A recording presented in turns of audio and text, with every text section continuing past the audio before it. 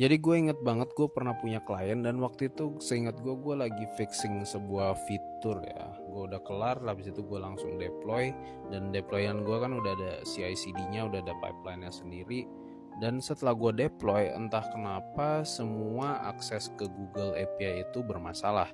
Google Login sama Firebase Storage. Padahal sebelum gue deploy itu aman-aman aja, dan gue inget banget gue nggak ada ngubah-ngubah ngotak-ngatik codingan yang berkaitan sama Google. Akhirnya gue coba deploy terus, gue coba ganti library ini itu A B C D E, tetap nggak berhasil. Gue udah sampai beberapa kali deploy, tetap aja sama hasilnya.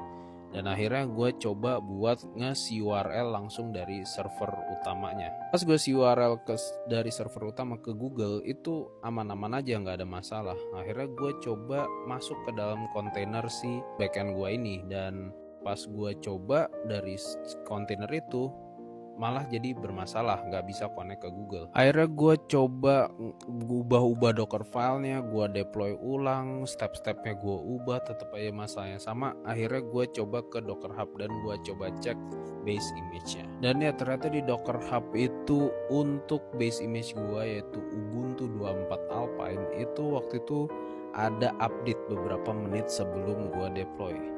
Dan salahnya gue cuman sampai version majornya doang, dan akhirnya gue ubah base image-nya jadi 24 Alpine sekian, dan bener aja koneksinya balik lagi nggak ada masalah. Dan semenjak saat itu ini benar-benar pelajaran yang sebelumnya gue nggak pernah ada masalah, tapi setelah gue dapet masalah ini akhirnya ya gue jadi ngeset sampai minimal sampai minor. Jadi buat kalian yang pakai Docker dan di base image-nya itu masih di major version atau malah mungkin pakai yang latest terus, coba diganti, dibenerin jadi version tertentu yang emang working buat kalian, biar kalau ada patch yang membuat error itu kalian nggak kena.